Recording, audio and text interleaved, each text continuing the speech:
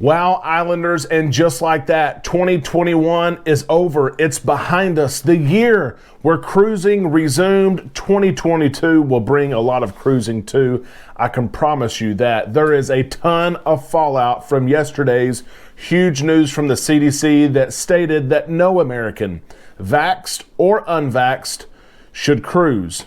It moved cruising from a security level 3 to a security level 4. Today, I will share one country that you may be surprised that is already at a security level 4. You might be able to guess who it is, but we're going to try to put things into perspective. And we're also going to answer the question that everyone has: what's next for cruising in the cruise industry? Let's talk about everything right now on Island Time.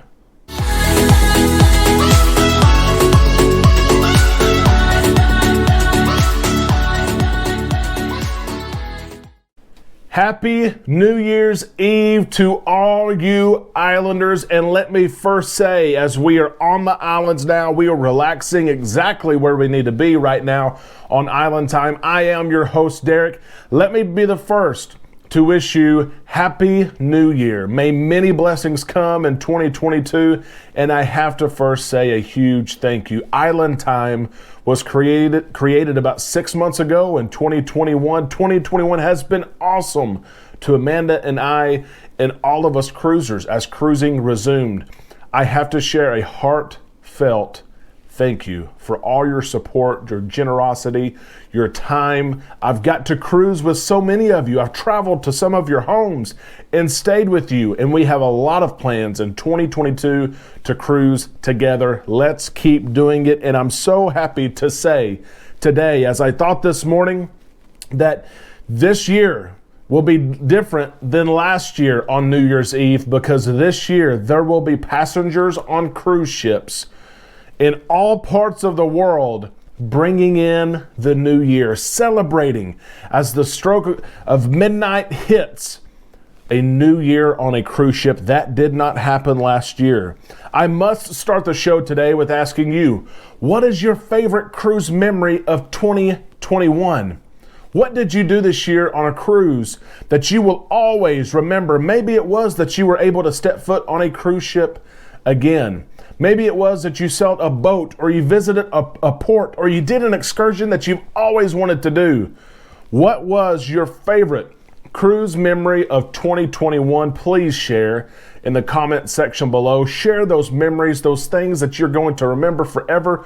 I will also post the same question on our Facebook page. The link to that group is in the description of this video. And let us know as well, what is your cruise plans for 2022? Is there something that you have planned that you've never got to do before? We're doing that in 2022, and we'll share some of those plans with you very, very soon.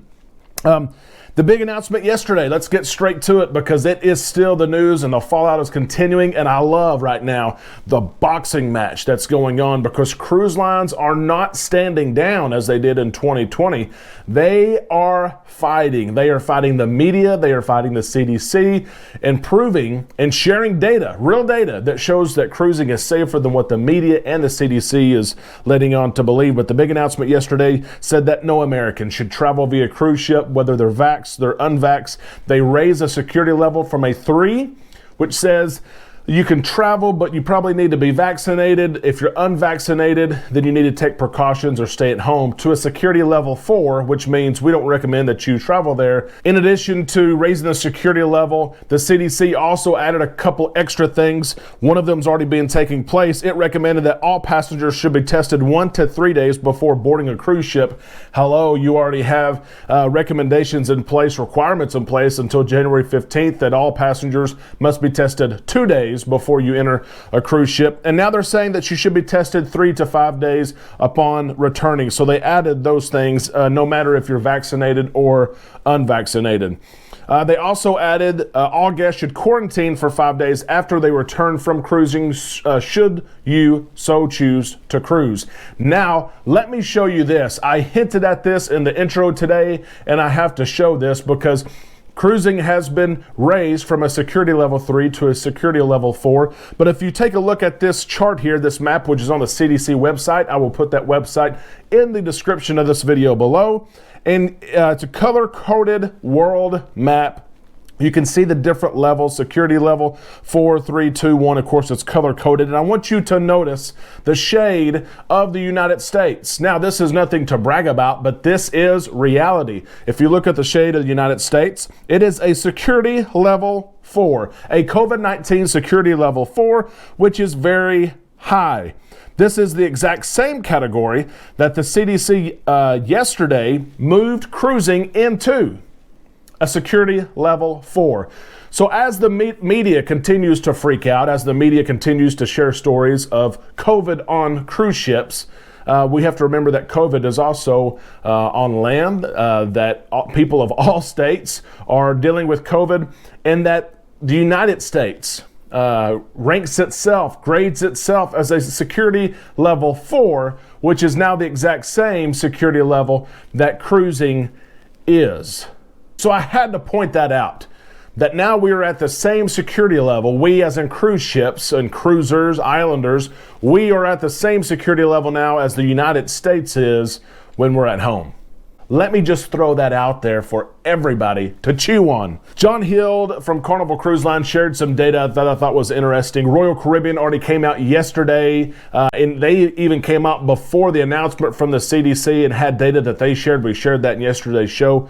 Look that up if you haven't seen that already. But John Hild shared some of these numbers. The cruise industry is the only industry in the United States, travel and tourism sector, that is requiring both vaccination and testing for crew and guests. They are airports, airplanes, air travel, tram, trains. They do not require it. Cruising does. Vaccination rates on board a cruise ship are upward of 95%. Of course, they have to be at least 95% per the CDC. Significantly higher than the overall U.S. population, which is hovering at 62%. So when you're at home, you're on average throughout the country around people, 62% of people who are vaccinated. On a cruise ship, you're 95% around those who are vaccinated. In the United States alone, the cruise industry administers nearly 10 million tests per week, 21 times the rate of testing in the United States. Again, not trying to throw shade at the United States. I'm trying to read the facts, okay? I got slapped on the wrist yesterday from YouTube, and I'm not trying to spread anything false. These are all facts. This is just the way it is. The latest data now shows that even with higher rates of testing, the cruise industry continues to achieve significantly lower rates of occurrence of COVID-19, 33% lower than on shore. So testing rates are lower by 33% on a cruise ship than they are at home. According to the CDC's color coding system, a cruise ship may be determined the yellow status. The big story has been that 86 ships in the United States are in this yellow status, and therefore they're subject to CDC observation. If a threshold of 0.10, a tenth of a percent or more of passengers, so an example, if there are 7 out of 6,500 passengers, 7 out of 6,500 passengers have tested positive in the last 7 days, or even if it is just one crew member test positive, then that ship is yellow. So when the media says that there's 86 ships in yellow status, that is a fact, but that is the criteria. Okay, I just want to share that with you. The Cruise Line International Association, along with cruise lines, they've spoken out about the decision from the CDC. They, of course, are upset, and I have to share their comments with you as well. The CLIA, the Cruise Line International Association, had this to say: the decision by the CDC to raise the travel level for cruise is particularly perplexing, considering that cases identified on cruise ships consistently make up a very slim minority of the total population on board, far fewer than on land. And the majority of those cases are asymptomatic or mild in nature, posing little to no burden on medical resources on board or on shore. That's from the CLIA. They also said no setting can be immune from the virus. However, it is also the case that cruising provides one of the highest levels of demonstrated mitigation against the virus. Cruise ships offer a highly controlled environment with science-backed measures, known testing and vaccination levels far above other venues or modes of transportation and travel, and significantly lower incidence rate than land. They also had this to wrap up from the CLIA: while we are disappointed and disagree with the decision to single out the cruise industry, an industry that continues to go above and beyond compared to other sectors. CLIA and our ocean-going cruise line members remain committed to working collaboratively with the CDC in the interest of public health and safety. So the Cruise Line International Association is a broad association and encompasses officials from Carnival Cruise Line, Norwegian, Royal Caribbean, Celebrity, all the major brands. It's a network, it's a lobbying group that fight for cruise lines and in effect passengers as well. So they were upset with the decision yesterday. Like I said, the boxing gloves are on. They're ready to go to battle. They're ready to prove that cruising is safe, that protocols are safe, as the CDC has already shared with cruise lines that they're safe. The CDC has already said that starting January the 15th of 2022 that the conditional sail order will no longer be in effect because cruise lines have proved that their protocols are safe, and they're letting cruise lines take that realm, the protocol world, into their hands and own it. Now the question is, what's next? What's next for cruising? Okay, cruising is going to continue. Cruising's going to continue. No matter what you're hearing, it's going to continue. There may be instances where ships have to miss ports, although that's being worked out as well. We saw Carnival in a situation with Jamaica yesterday. We saw Royal Caribbean and MSC not able to go to their own island in the Bahamas. Those things are working themselves out, but they still may be present on cruises that you are on, okay? Cruise lines have already changed their protocols, their masking protocols indoors. You may have to wear a mask when you booked your cruise, you didn't think you would have to.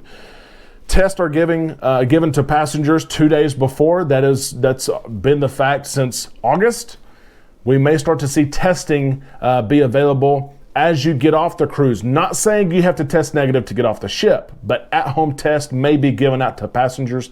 I could see that in the very near future. And I can also see this, I don't want necessarily to say this because I know some of you will be upset, but I could see booster shots coming into play very, very soon for cruise lines, especially as they work with the CDC of, hey, what do we have to do to keep sailing safely so that everyone, passengers and crew, are safe?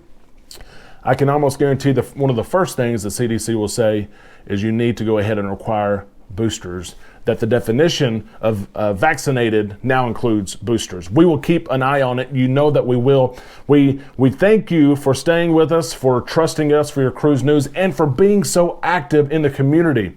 Put your thoughts below on everything that we've talked about, from your favorite cruise memory to resolutions in 2022 to this news that we've talked about from the CDC. We want to hear from you in the comment section below, and we ask that you give us a thumbs up. That helps put this video in front of other cruisers that are looking for cruise news and things to watch. And if you're not an Islander yet, please consider subscribing. We would absolutely love to have you go with us into the new year of 2022 and beyond. Islanders, I hope you have a great New Year's Eve. You're safe tonight and you welcome in the new year safely. And of course, watch TV, Carnival Cruise Line sponsoring 1 hour of Dick Clark's Rockin' New Year's Eve. So you're going to see that well tell in Times Square tonight. How about that? Happy New Year, Islanders. We love you. We thank you. We'll talk to you tomorrow as we begin 2022 right here on Island Time.